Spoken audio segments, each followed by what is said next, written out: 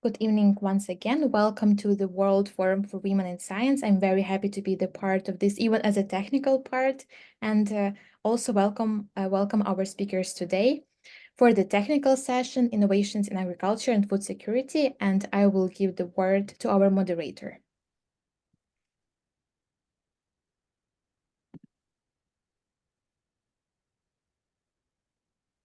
Okay, we can start. Yes, thank you. You're welcome.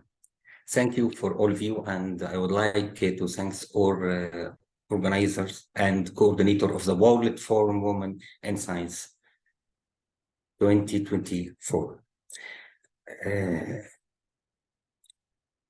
In this session, we have about 5 speakers. The first speakers I would like to introduce of Dr. Aminu. This is Department of Agriculture, Economics and Extension in University of Science and Technology in Nigeria. About brief bio of Dr. Aminu. Here PhD and MSc in Agriculture Extension and Rural Development from the University of Ibadan in Nigeria. Currently, she lectures at the University of Science and Technology, Ondo State in Nigeria. Her research interests include gender and youth studies, rural development, food security and livelihood, and also climate change. The title of her presentation is Gender Analysis of Rural Livelihood, Vulnerability to Poverty and Hunger in Ondo State in Nigeria. Please, you can start.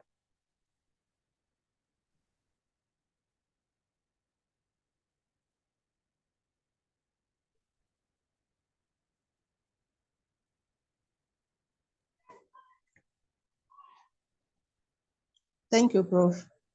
Good day, everyone. Yeah. This is Aminu from Nigeria. I'll be presenting the paper titled Gender Analysis of Rural Household Vulnerability to Poverty and Hunger in Ondo State, Nigeria. Introduction. I will quickly define the key terms in my title. Vulnerability. This simply refers to a state of being exposed to the likelihood of being harmed physically or emotionally. Vulnerability is being open or susceptible to an attack. Looking at hunger, according to the definition by the United Nations, hunger refers to the period when people experience severe food insecurity. Poverty can simply be seen as a state or condition of not having enough money to meet basic needs. In the context of this study, vulnerability to poverty and hunger connotes a lack of access to resources, limited economic opportunities, inadequate social support system, and exposure to economic attacks. There has been a progressive increase in poverty over the years in Nigeria. In 2022, an estimated population of 88.4 million people in Nigeria lived in extreme poverty. The number of men living on less than $1.9 a day in Nigeria is about 44.7 million, while for women, it is about 43.7 million. As at 2022, 12.9% of the global population in extreme poverty were found to be in Nigeria.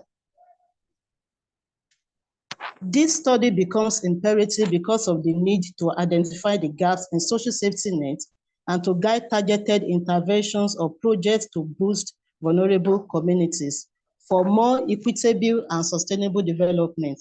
Also, this study provides empirical evidence that can assist policymakers on where to target interventions and resources most effectively in vulnerable communities. This study contributes to inform more policies and future interventions aimed at reducing poverty, improving food security, and enhancing overall well-being of people in the study area. So the singular objective of this study is to examine the gender dimension of rural household vulnerability to poverty and hunger in the study area. And the hypothesis of this study stated in the note form, it says that there is no significant difference in vulnerability to poverty and hunger between males and females. The study was carried out in Ogun State, Nigeria, among rural households. Sampling procedure and sample size. A total of 157 households were sampled for the purpose of this study.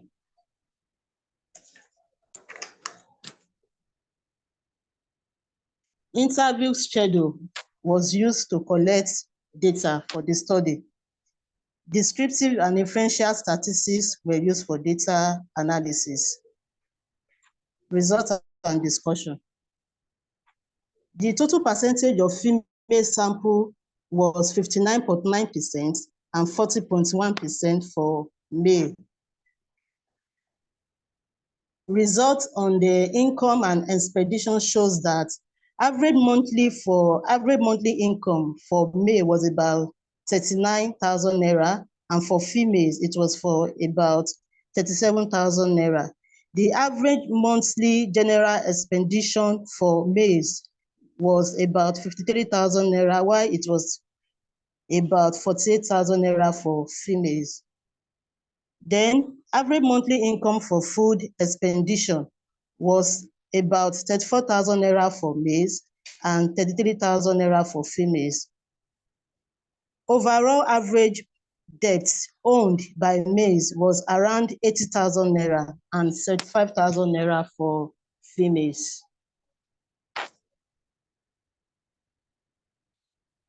The results on vulnerability to poverty and hunger shows that 2 to 3 out of 10 respondents own productive assets such as land, livestock.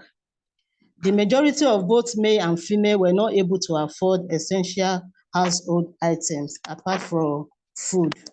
Both male and female face challenges in meeting their household-related expenses.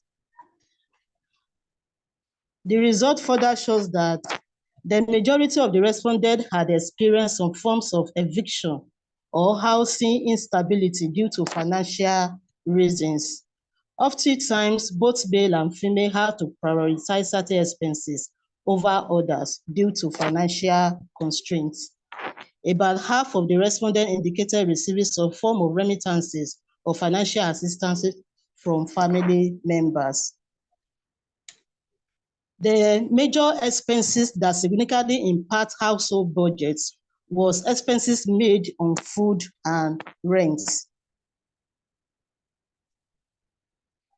Then most of the respondents indicated not receiving any form of government assistance or subsidies. About half of the respondents frequently rely on informal borrowing or lending. The results further shows that both male and females indicated engaging in some forms of savings or investment for the future. Most of the respondents were not able to access affordable credit to meet household needs.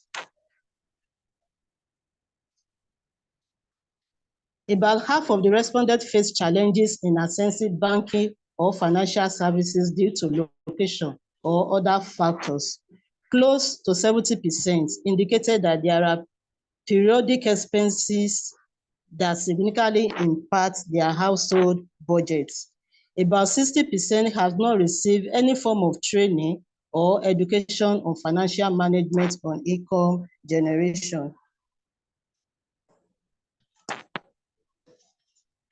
About 70% indicated that the current jobs they are engaging in is secured.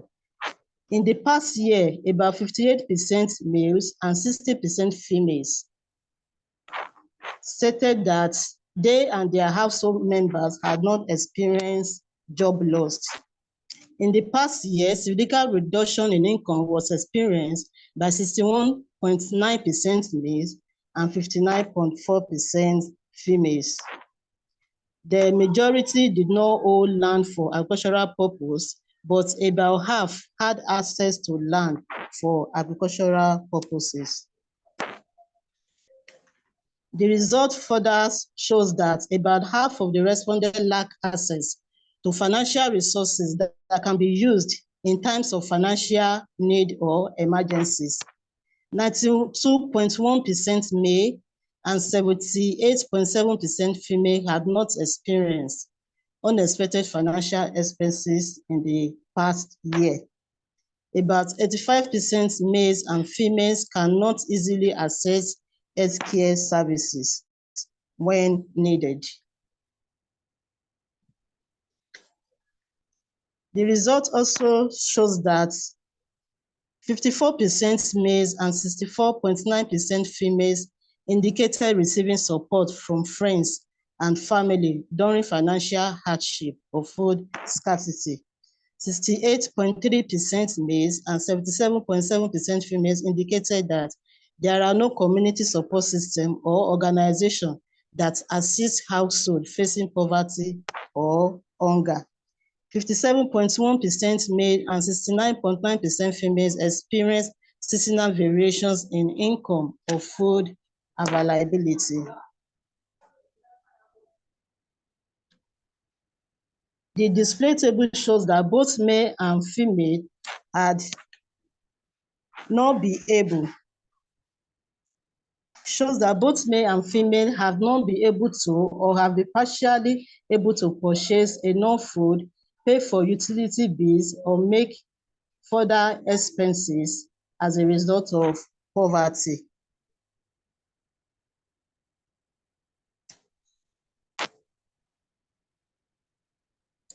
In the last 30 days, there were times that most males and females have to worry about not having enough food, eating only some kinds of food, or eating less than the necessary should because of poverty. On the overall, the level of vulnerability shows that the results found that all the households were vulnerable, but some were more vulnerable than the other. For male, 54% were less vulnerable, while 46% were highly vulnerable. Then for females, 50% were less vulnerable, while 50% were highly vulnerable. On the overall, 51.5% were less vulnerable, while 48.4% were highly vulnerable. The result of the test of hypothesis shows that there is no significant difference between males and females with respect to vulnerability to poverty and hunger in the study area. So the study concluded that vulnerability was prevalent in all sample households, and about half were highly vulnerable. Then the result also concluded that vulnerability is not actually specific to gender. So males do not experience vulnerability differently for females in the study area. Interventions that will build rural household capacity and resilience are essential to reducing poverty and hunger. Recommendations: there is a need to strengthen and expand social safety nets, such as cash transfer programs, food assistance, skill development, and unemployment benefits to provide immediate relief to vulnerable rural communities in the study area. Then there is a need for organizations such as the National Orientation Agency in Nigeria. They can partner with civil society organizations on skill development programs that can enhance the employability and any potential of rural households in the study area. Thank you. Thank you so much for your excellent presentation and the presentation at the same time. Thank you, Dr. Amini. Thank you, sir. Actually, okay, you're welcome. The next presentation about Professor Baballo, the brief bio of Professor Baballo. Professor Baballo actually is a science advocate and STEM. The Vice President of OWSD is also the Vice President of TWAS Africa region. Also in several editorial boards and acts as an international advisor of view others. Her efforts has received many awards, including being the finalist in Gender Insight 2020 and classified highly cited research top 1% for the field years in 2022 and 2023.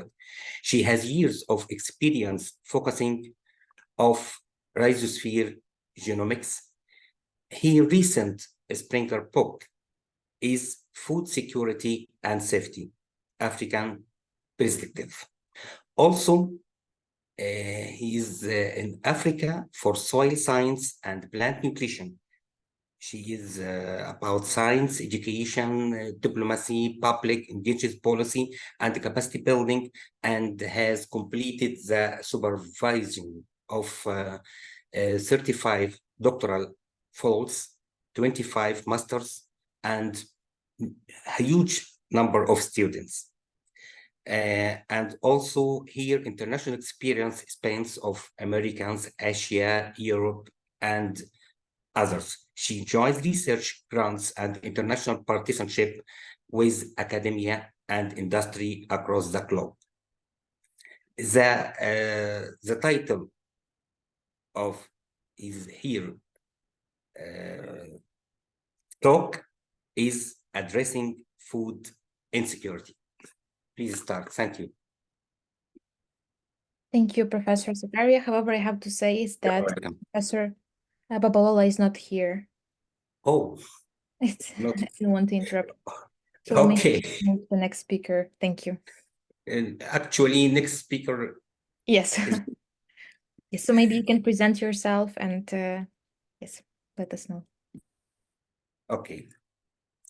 Actually, my name is Zakaria Fuad Fawzi. I'm professor in agriculture and the Biological Research Institute in the National Research Center, and also I am assessor in the Egyptian Accreditation Council about climate change and organic farming, also in the food safety.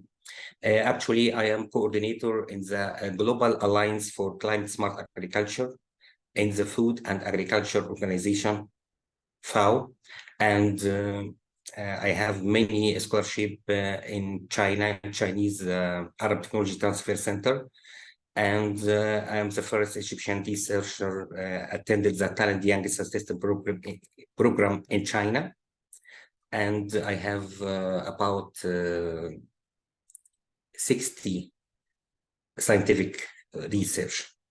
So I would like to share my presentation. Please allow me to share my presentation. Yes, it should work now. Okay, thank you so much.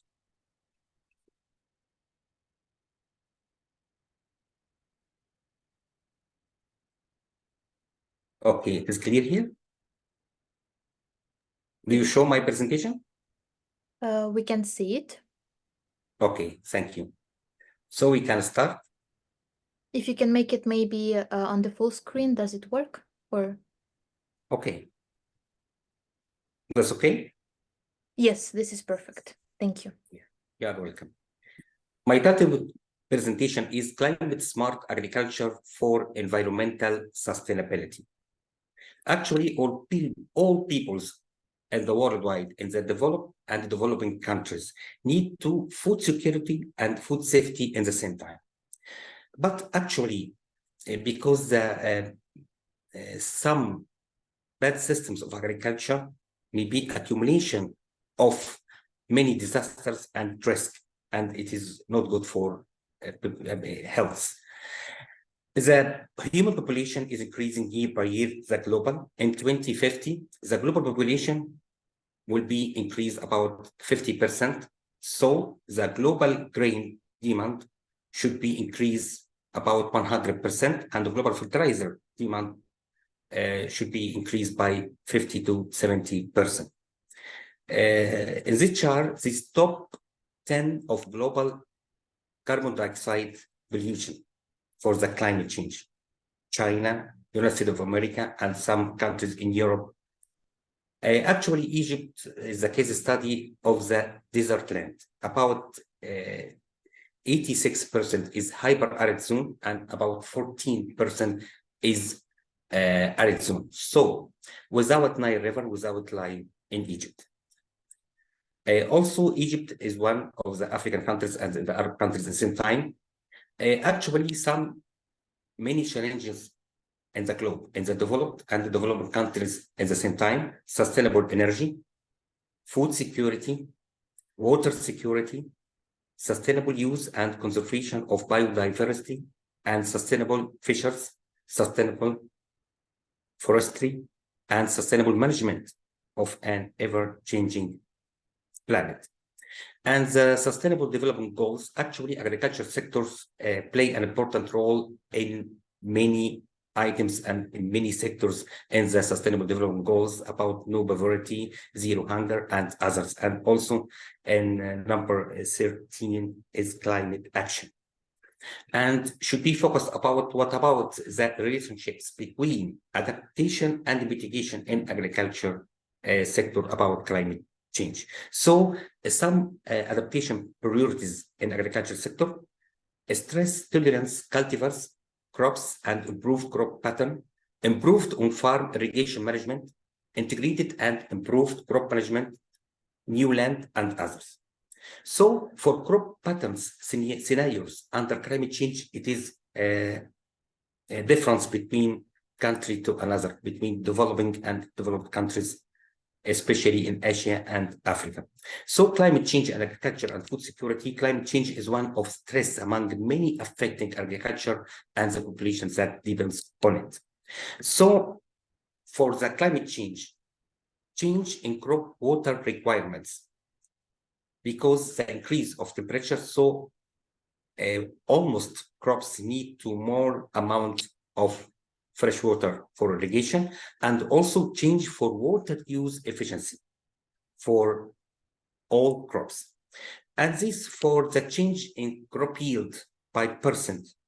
If the temperature increased by 2 to 4 centigrade, the stable food in many countries and the strategic crops about rice, maize, soybeans, barley, actually decreased about 11 to 28%. But on the other hand, the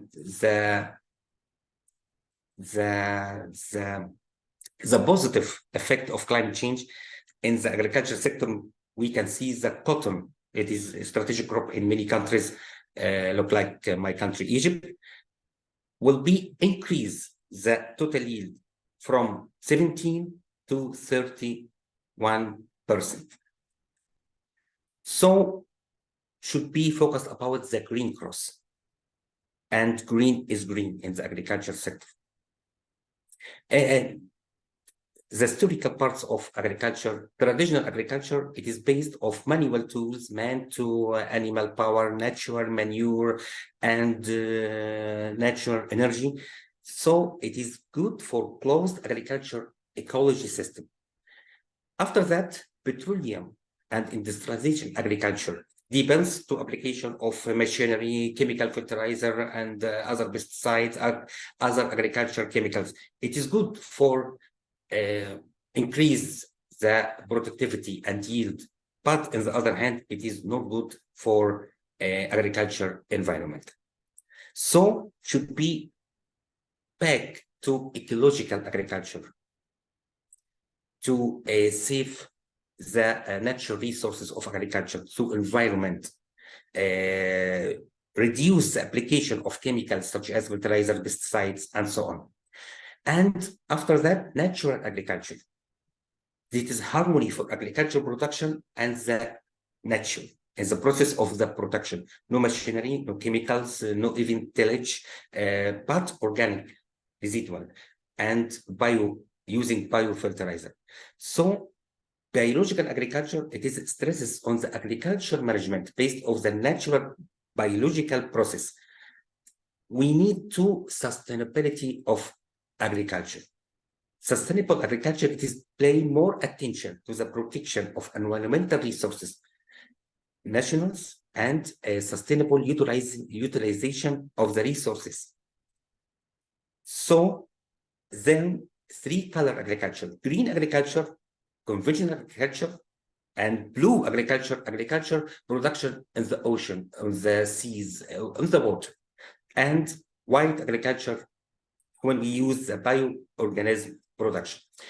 Actually, the Global Alliance for Climate Smart Agriculture create of climate smart agriculture.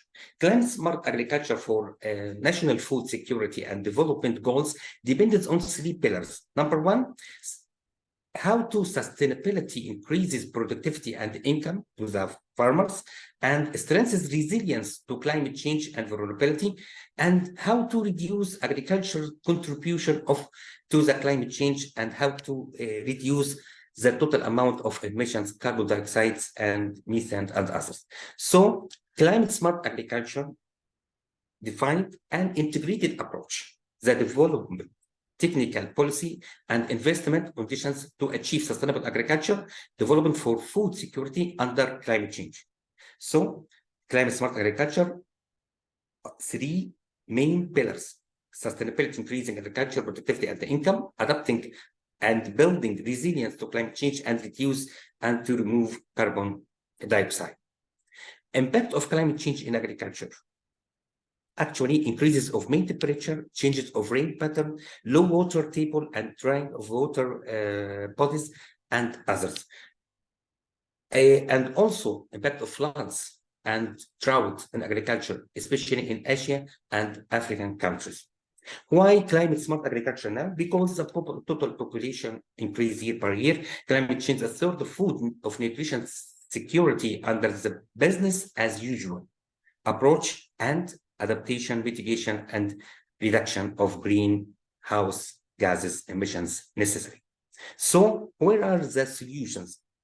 Adaptation and mitigation practices summarized for the global and climate smart agriculture: integrated pest management, integrated weed management, integrated crop management, proper water management in rice fields, and the other.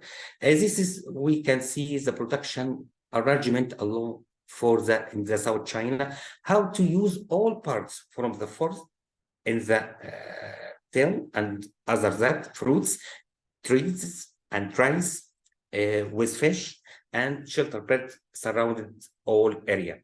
This is the true photo about this province, and how to use biogas in greenhouse. This is a simple technology to use it in the approach of climate smart agriculture, and relationship between crops, intercropping system, and how to use the trap crop between crop and another, so we don't need to use the pesticides and other chemical. And also how to use no or zero waste. This is cassava in machinery to production starch, and all waste can be used for feed of animal, and the waste of animals we can use for fertilizer in the land for new crop. And this is cycling between city and field. City maybe garbage, wastewater, and we can see that after some simple technology for fertilizer to food, wood, energy, and raw materials in the rural area. And also how to use this approach, climate smart agriculture, in the net house, in the greenhouse, and also for the soil culture and hydroponic system, and using for hybrid natural resources of power and wind and solar energy, and also for a smart irrigation system to save the fresh water for irrigation. This is some equipments for a smart irrigation, and how to control device is closed and values automatically opened in the field for smart irrigation, and these sensors in the soil, and these equipments of smart irrigation, and this use of a smart irrigation system in the field, and use renewable energy operation of the equipment. Also, we can use a modern technology, a GPS, geographic information system, using drones for precision agriculture and smart farming in the open field and in the greenhouse in the same time. This is some photos about how to use the new technology and vertical farm also. And this some new techniques of hydroponic system in the greenhouses. And this smart farming should be depend for sensing technologies, software applications, hardware applications, and some others, and how to use for IoT, Internet of Things, or Internet of Everything, and using AI, artificial intelligence, for precision farming, for smart irrigation, for agriculture drones, smart greenhouse, and others. So AI in agriculture is play an important role, especially in the new techniques of KSA, and also Internet of Things. And we have a mobile application to detect it for the plant disease detection. Precision agriculture, precision farming cycle, data collection, after that analysis and management decisions, and to advise for farming. Then data and information, under that knowledge, to wisdom of farming, what should we do to increase the productivity and yield of agriculture. Then precision agriculture, it is the agriculture for using GPS, GIS, and remote sensing techniques to decide crop composition and distribution, agricultural management, and also the marketing. And also how to use the data collection about agro-meteorological station for temperatures, wind degree, the total precipitation, and forecasting about this data. It is useful for farming. And this using mapping technologies, small farming management by using GIS and GPS at the same time. This is precision agriculture technology, global bestowing system, GPS and GIS, geographic information system. And this how to use for increase the productivity about small farm management. And as the last, we need climate smart agriculture actions at all levels in all countries, developed and developing countries at the same time, to increase the productivity and total yield of crops for all peoples in the worldwide. Thank you for your attention.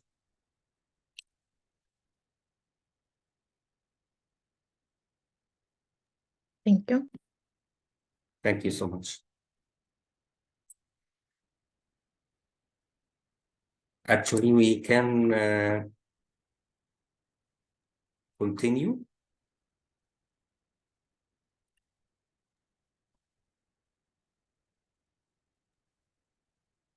Yes, we can continue.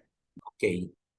The second presentation for Professor Daniela, the bio of Professor Daniela, environmental and development economists, research fellow, and adjunct professors in the development of political and social sciences at the University of Florence in Italy, member of the Observatory of Food Poverty and Insecurity in Rome, Italy. She worked in Seaheim, a Mediterranean Agronomic Institute in Greece. She has been working on poverty and food insecurity for more than 10 years. She was recently awarded of the university grant for the future ERC project proposal for her project on measuring food insecurity in its economics, social, and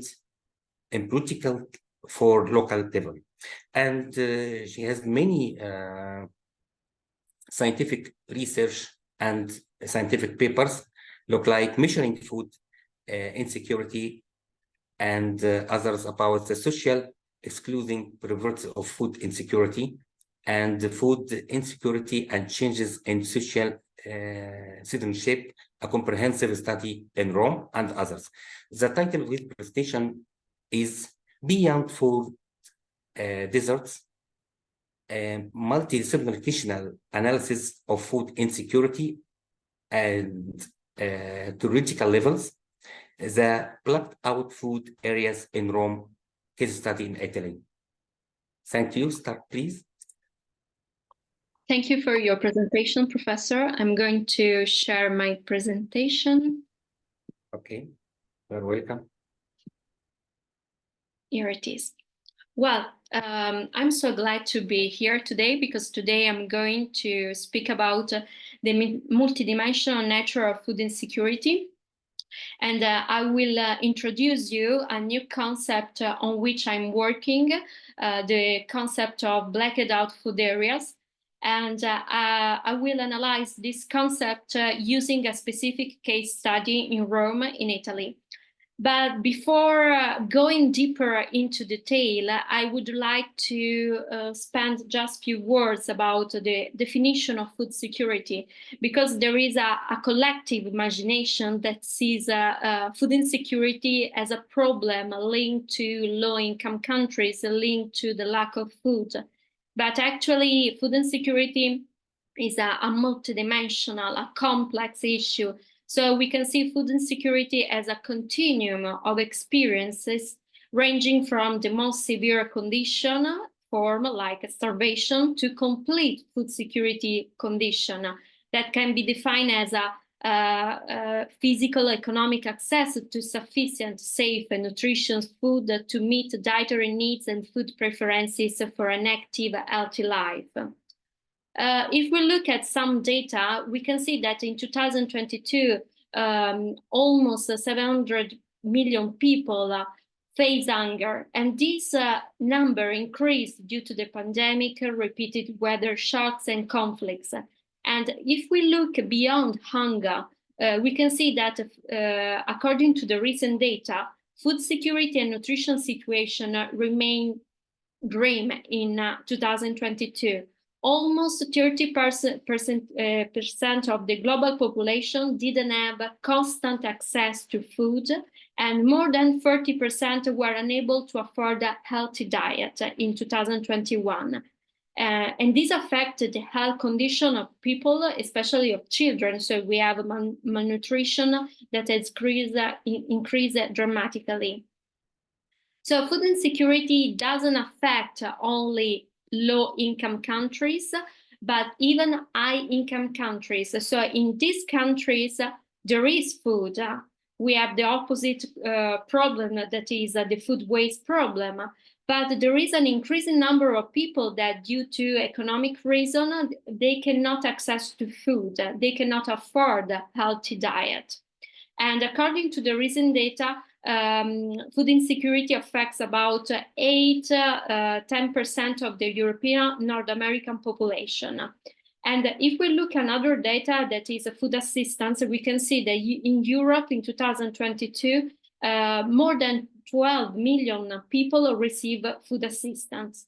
So we can say that food assistance has become like the leading edge of the 21st century response to growing poverty and economic insecurity. To try to get forward. Okay, now, if we get back to the title of this conference, Envisioning the Future, we should keep in mind that food assistance provides resources, not rights. So the question we should and we need to address is, do we want to tackle food insecurity through food assistance, or do we aim to address the inequalities that endanger it? So to address the inequalities, we need to understand what is meant by food insecurity. We need to understand the different economic, social drivers and effects, and how we can measure them. The measurement of food insecurity is crucial because what we measure affects what we do in terms of policies. So it's necessary to understand how is food insecurity addressed and how should we address instead. Because if we look at a rough measure of food insecurity, it's like the tip of the iceberg, because we look at the number of food banks, the number of food aid recipients, but we should get to the invisible part of the iceberg, just to look at the multidimensional nature of food insecurity. So it's important to look at the production, at the availability of food, but we should focus even on the ability of people to access to food. So if there are food outlets locally, if food is affordable, if there are some initiatives that tackle food insecurity and can help people in need to access to food. So it's important, and I get to my research, to move from the concept of food desert to a multidimensional approach, because there is a growing interest in literature review about food desert, that are those areas where there is a lack of physical access to healthy food. But this perspective assumes that the presence of food outlets can lead to equitable access to healthy and nutritional food, ignoring other issues related to food security. So it's necessary to use a multidimensional approach. So try to look at the physical access, but even to the economic access of food. So the ability of people to access a healthy and sustainable diet, but even to the solidarity access. So the presence of solidarity networks to tackle food insecurity. So in my research, I want to highlight that is so important to focus on the physical access, economic access, and solidarity access. And if we overlap these three dimensions of access, we obtain and we identify the blacked out food areas. I decided to call this area in this way because the expression blacked out area is often referred to Google Maps to indicate the different and the several blurred regions around the world, for example, government buildings. In this case, in my case, blacked out food areas allow us to refer to those areas which are so blurred that they avoid being detected. So where people are socially excluded and cannot enjoy the same substantive food-related freedoms as people in other areas. In other words, blacked out food areas are those areas where there isn't food retail outlets with compromised affordability and with no solidarity networks. So for people, it's really hard to access to food.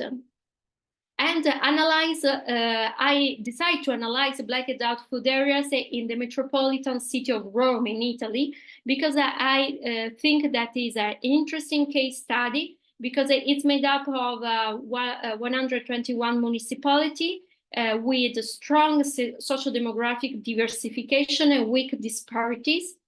And first of all, I decided to analyze the physical access to food. So we analyzed the distribution of food outlets around the metropolitan city of Rome. And as you can see, there is a white area that are characterized by no food outlets.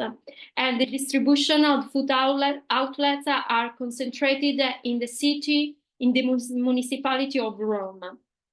Then I analyzed the economic access to sustainable and healthy diet, and we developed an innovative affordability index to healthy and sustainable diet. We start from an analysis of the cost of an ideal healthy and sustainable diet at different retail outlets. And our main goal was to understand whether the household income enables the access to sustainable and healthy diet. So considering the price of food and considering the income of people, we want to understand if people can actually access to food. And from this map, you can see that the orange area and the red one are area where people doesn't earn enough money. So the income of these households are not enough to allow an access to a healthy and sustainable diet. And their income should be increased more than 100% to access a healthy and sustainable diet. So there is an economic problem, even beyond the territorial problem. And then there is the solidarity access. So we analyze the distribution of the solidarity initiatives that tackle food insecurity. And even in this situation, you can see the white region, and the white region don't have any kind of solidarity initiative that tackle food insecurity. So overlapping the food retail outlets, the affordability index, and the solidarity initiatives, we obtain the presence of blacked out food areas that are all those areas in dark red. So it's an important part of the territory. Why we should analyze blacked out food areas? Because it's important to analyze the fragile areas of our territory, because only in this way we can analyze, we can implement targeted policy to tackle poverty and social exclusion. And I would like to say that this work on blacked out food area is an integral part of the work carried out by the Observatory of Poverty and Food Insecurity in the metropolitan city of Rome, observatory coordinated by Professor Marino. And in these last 4 years, the observatory has done a lot of work, not only in analyzing the social and economic drivers of food insecurity, but even in collaborating with local public institutions and with the civil society initiatives. And thanks to this synergy between science and policy, there has been the first social result. The result is that the local public institution have decided to introduce the right to food in the Rome's capital charter. We know, and I know, that the right to food is not enough to guarantee food security, but I believe that it is the first step towards a real commitment. So just to move, a real commitment to move from food assistance to the right food. So thanks a lot for your attention. If you have any question or you want to keep in contact with me, I will be so happy. Actually, thank you so much, Professor Daniela, for the excellent presentation. We have more time after the next presentation to share any comments or questions with us. The last presentation today from Dr. Ilham Abidi.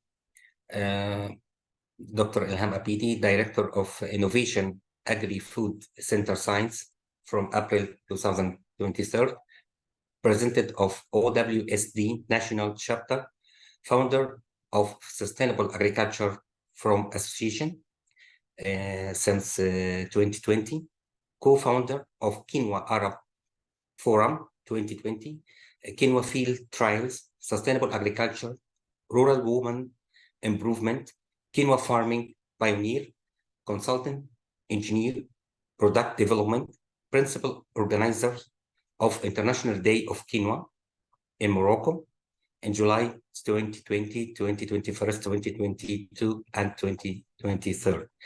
From 2008 to 2020, to relate the agriculture to scaling up smallholders, farmers, livelihood, pillar second, Green Morocco Plain, and also from 1998 to 2007, manager of experimental sites of ORMVAM since 1994, applied research and development, and agriculture consultancy of Regional Office of Agriculture Development. Actually, the title of his presentation is Quinoa as a Climate Smart Crop, Diversification Options of Higher Income Generation from Marginal Lands in the Mediterranean. Oh, the floor is yours, please. Thank you, Professor. Let me share my screen. You're welcome.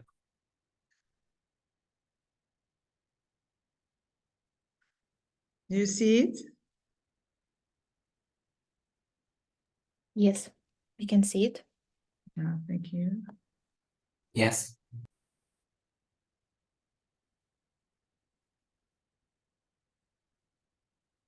So, thank you. I'm Abidi Ilham from Moroccan Ministry of Agriculture. I'm so delighted to keep this wonderful opportunity to contribute to the World Forum for Women in Science 2024 by a presentation, which is the title of our project on quinoa as a climate smart crop diversification option for a higher income generation from marginal lands in the Mediterranean. The acronym is Quinoa for MED, and the duration is ranged from 2022 to 2025. This work is supported by Prima Fund, which is the Partnership for Research and Innovation in the Mediterranean area, and it is at the core of our commitment to achieving sustainable development. And as we will explore in detail, this endeavor is pivotal to our objectives. So as you know, recently the global population is continuously increased under a challenging and a changing climate, which exacerbates critical issues such as water scarcity, soil degradation, biodiversity loss, and thereby increased migration and land abandonments. All those adverse conditions will inevitably and significantly affect our food and income security. So Quinoa for MED brings together scientific partners and societal stakeholders from 5 Mediterranean countries: Spain, France, Tunisia, Morocco, and Algeria, as well as quinoa and breeding experts from Germany. Here we have the logos of our partners of this in this project, which is led by University of Hohenheim in Germany. Why quinoa? Quinoa, this superfood, is gained recently great attention worldwide thanks to its high nutritional value with good amount of mineral, vitamins, dietary fiber, fats, and high quality, especially gluten-free protein with a balanced profile of all amino acids. Its high capacity also to tolerate environmental constraints such as frost, drought, and salinity as a facultative halophyte. Quinoa also has socio-economic virtues by improving rural farmer, women, and young income while developing a quinoa value chain. Globally, the consortium will work to upscale quinoa cultivation and valorization with an integrated and systematic approach, noteworthy for food and income security of smallholders. Quinoa for MED will introduce novel quinoa breeding lines in order to diversify current cropping system with a global goal of stabilizing yield, enriching soils, and in general, improving year-round crop production. The main objective of this work is breed and establish multiple purpose quinoa variety more adapted to abiotic stresses, especially salinity and water stress in marginal Mediterranean soil. And secondly, establish zero waste valorization chains for quinoa delivering affordable gluten-free food product, especially to people suffering from gluten adverse effects, for example, celiac disease, thus improving their health and introducing other non-food products such as feed, biochar, or cosmetic products based on quinoa, thus improving farmers' income avenues. The third objective is to provide guidance, supports, and a network platform for stakeholders sharing the same goals. The key terms for the methodology of quinoa format are multidisciplinary, cross-sectoral, and living labs. Quinoa format has at its core living labs at 12 distinct demo sites in 4 Mediterranean countries, which receive scientific input from 5 mainly scientific work packages that we will explore in detail.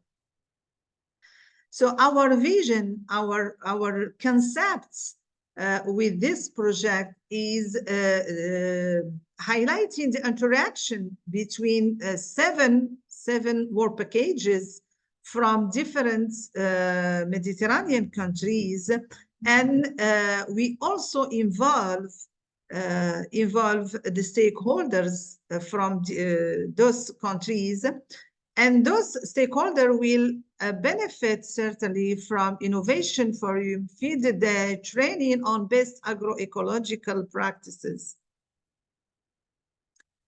So we start by the work package 1, climate resilient quinoa crop. The aim, this work package is led by Germany, our German partner, and it aims to assess the response to water deficit, heat and soil salinity, breed new lines with the desired traits, salinity, drought, and heat tolerance, low saponin content, and high nutritional composition. The work package 2, led by Moroccan team, climate smart agronomy, aiming to establish quinoa enriched farming systems, testing allelopathic concepts, implementing smart and environmentally friendly agro practices, improving smartphone application plantics.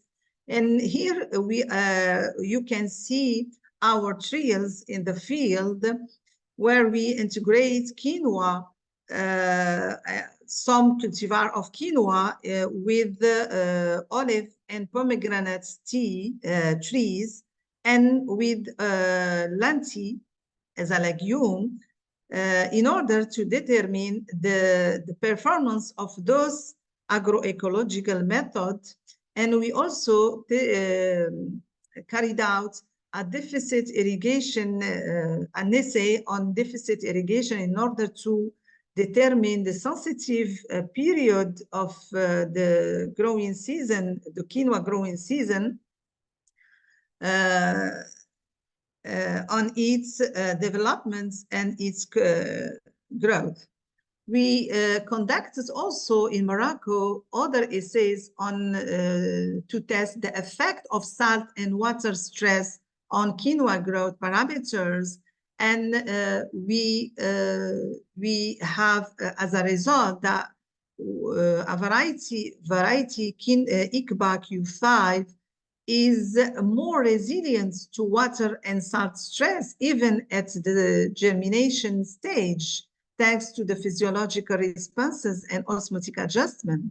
Another essay on effect of sowing dates on quinoa behavior. We conducted this essay to determine the appropriate quinoa sowing dates in Moroccan and also in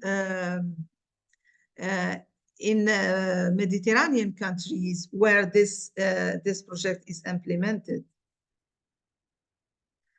The work package 3, seed threat for agriculture, our team in Spain tested different temperature on quinoa seed germination. The control, it tested it, our partner tested the germination under control condition, 21 degrees Celsius, and at 6 different temperature to determine which is the high level that quinoa could tolerate to germinate. The work package 4, based on the empowerment of rural and young women and men, the output of this work package led by our partner in Algeria is the first cookbook, quinoa cookbook. And we have here quinoa recipes prepared by rural women in Algeria. The work package 5, data integration, socioeconomic and sustainability assessment. To do this, we carried out surveys in order to determine which are the factors influencing the adoption of a crop innovations. It means that how the farmers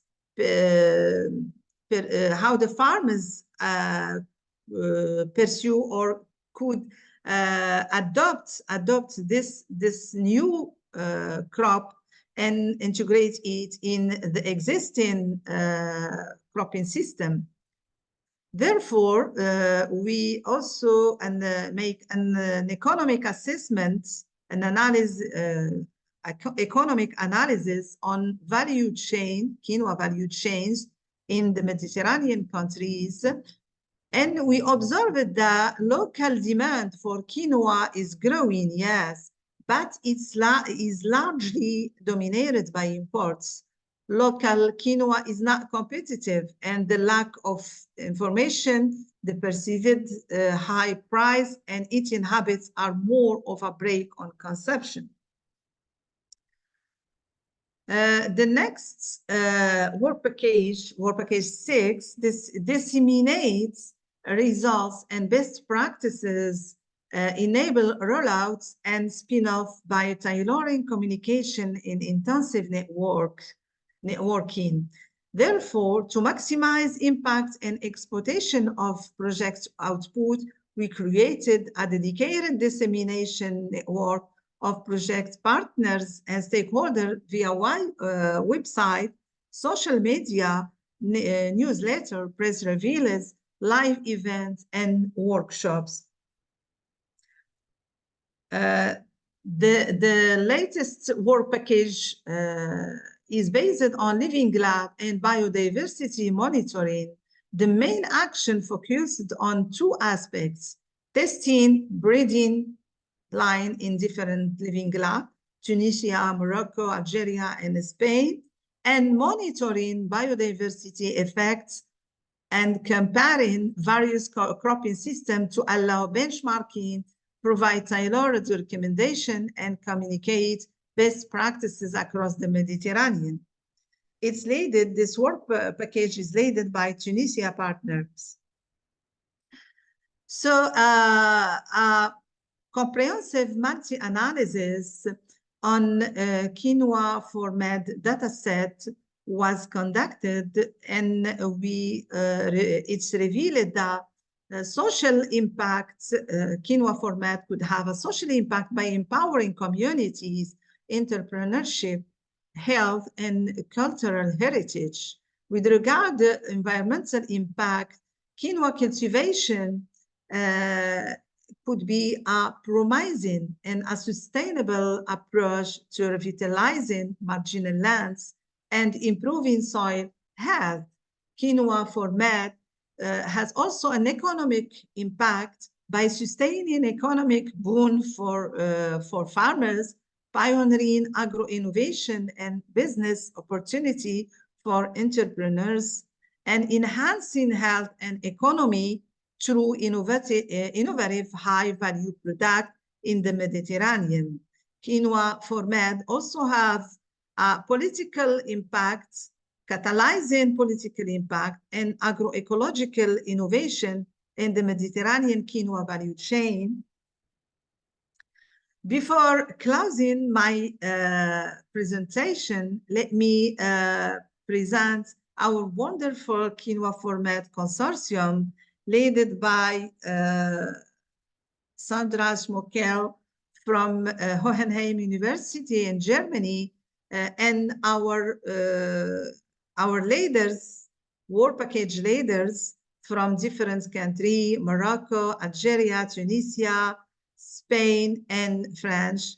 And thank you for your kind attention. Thank you so much, Dr. Ilham Abidi, for your excellent presentation and overview about your project, about the important crop quinoa.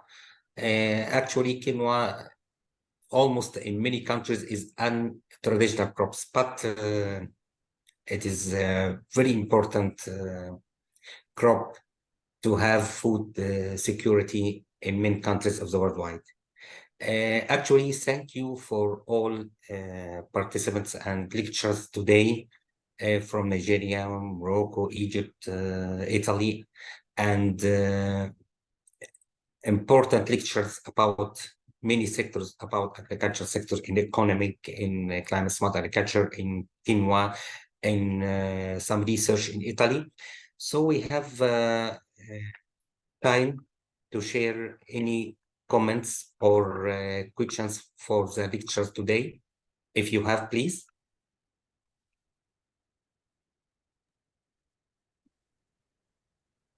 There is one question in the question and answer section. Okay. You can start, please. Do you see it maybe?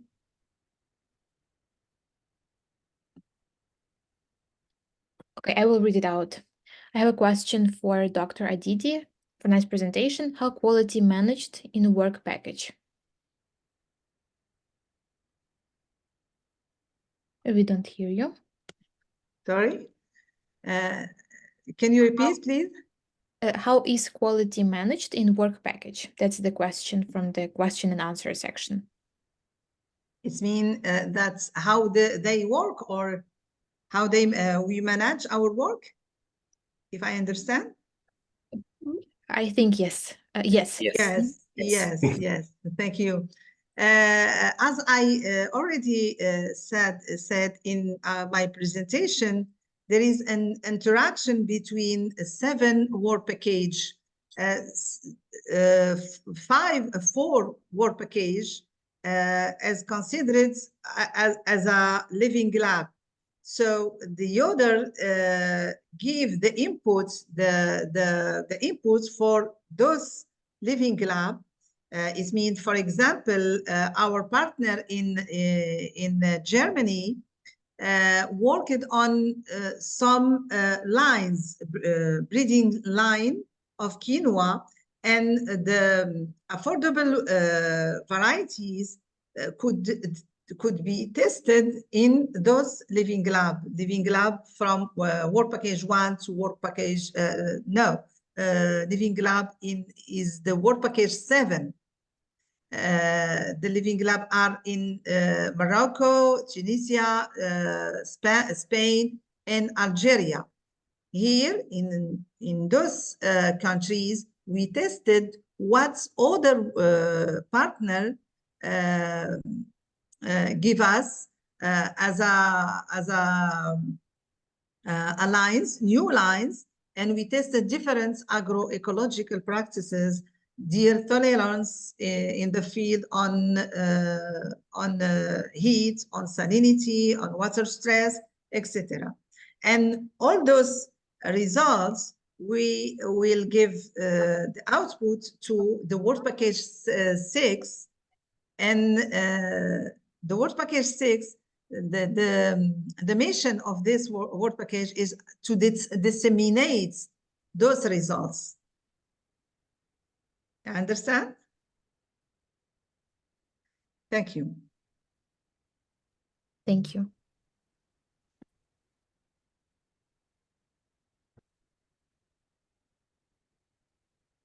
If there are no questions in the, yes, thank you. In the question and answer section, maybe you want to have some comments and add some remarks, because we do have some time.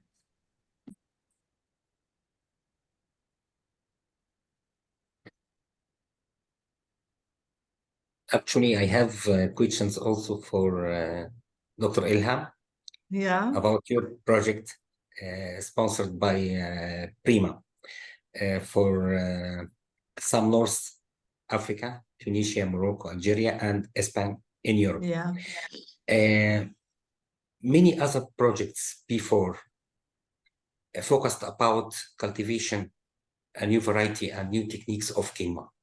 But my question is why until now the quinoa is non-traditional crops, especially in developing countries, especially in Arab countries, which the Arab countries need to the non-traditional crops, look like quinoa, cassava, and others, to have more significant and increase of food security in these countries.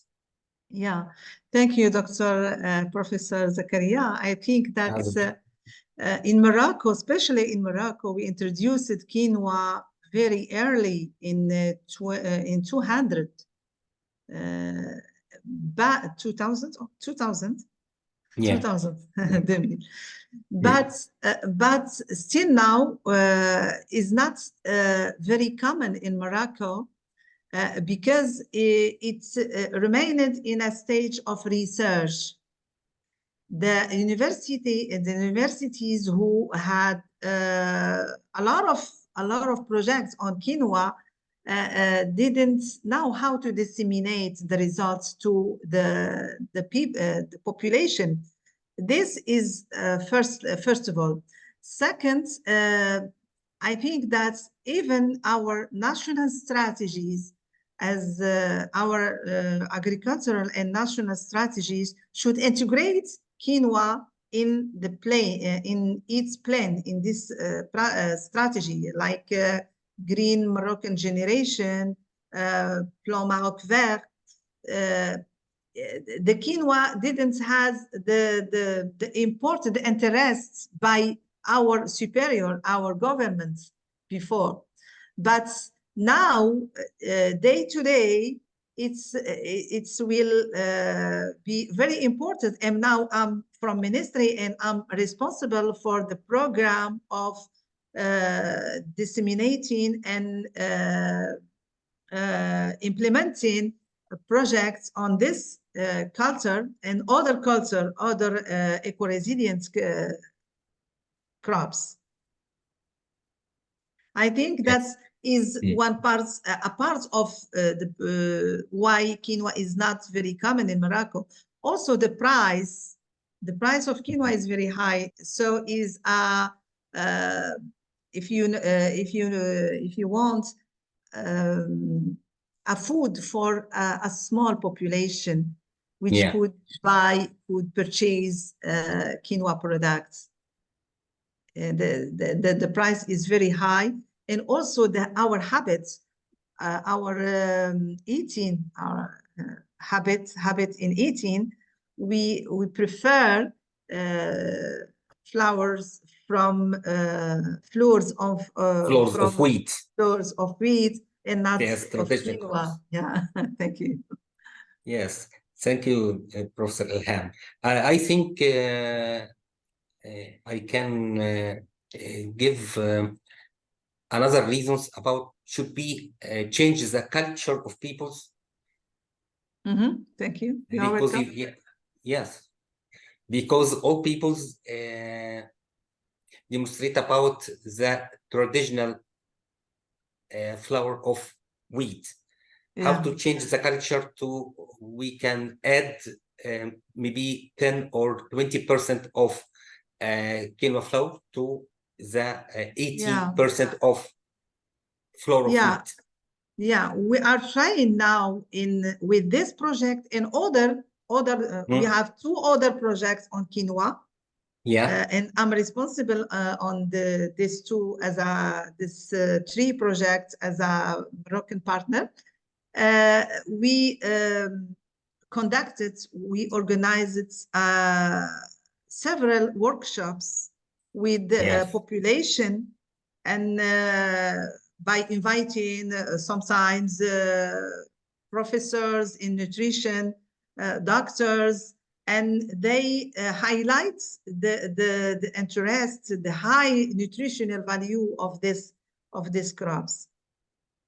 And it starts, I think, for example, in my region, in the east of Morocco, near the frontier with Algeria.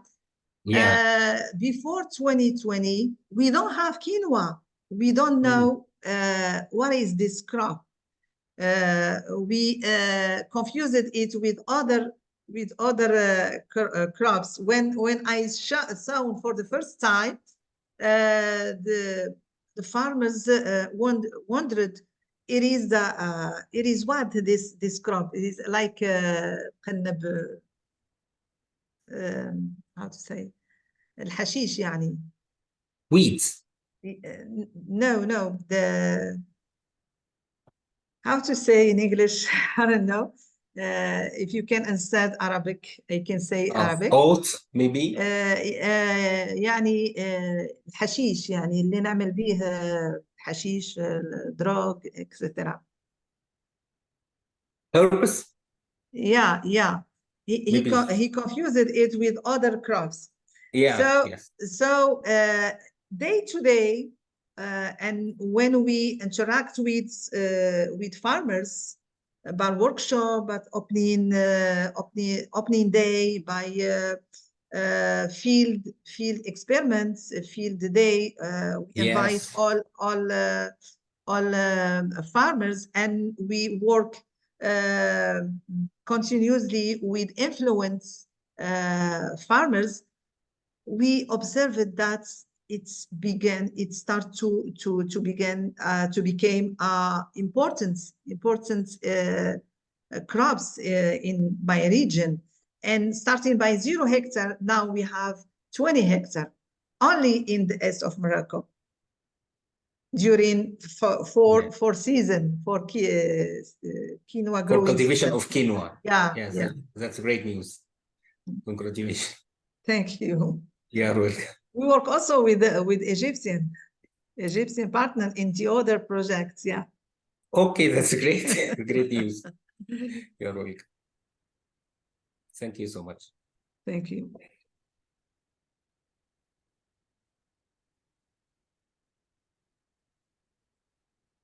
There are no questions in the question and answer section. And if you don't have any questions and don't have any remarks, we can close the session. Yes. Thank you to all of you. Thank you. Thank you. Thank you, Prof. Thank you. A very important conference. You. It was Thank very you. interesting. Thank you. Thank all you. of you. Thank you to all of you. Thank you, everyone. You are welcome.